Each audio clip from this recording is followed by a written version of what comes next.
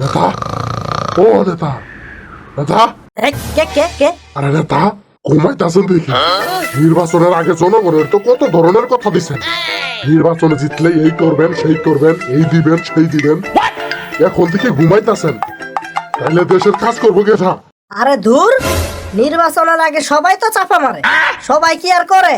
আমিও তাদের মধ্যে একজন। নির্বাচনের আগে এটা দুইটা কষ্ট করছি, সবার বাড়ি বাড়ি যায় ভোট ভিক্ষা করছি।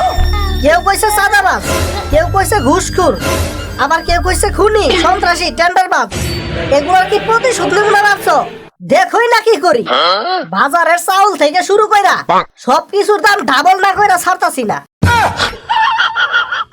আরে নেতা, এগুলা করলে তো জনগণ পরবর্তী বছর আর ভোট দেবো না। আরে ধুর, এইগুলা কি মাথায় নেওয়ার সময় আছে? এত বছর কি ঘোড়ার ঘাস কাটছি? আমি প্লেন কইরাই এইখানে আইছি। রাজনীতি তো আমি নির্বাচনের দিন থেকেই শুরু করে দিছি। কেমনে? দেখো নাই কে কতজন আসন পাইলো, সেটা ফেসবুকে এক কথা বলে, ইউটিউবে এক কথা বলে।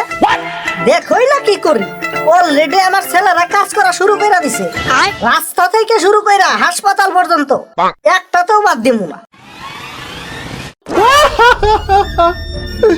এতদিন আইসা জনগণের আসল রূপ আমি চিনা গেছি।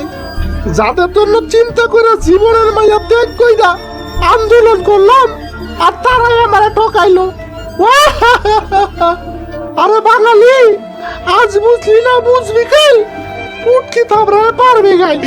এই দেশে থাকার থেকে অন্য দেশে যায় ভিক্ষা করি গে, তাও ভালো কিছু পাবি। এই আজারে বছর বাইরে না তো, এখন আমি ঘুমাই যাচ্ছি।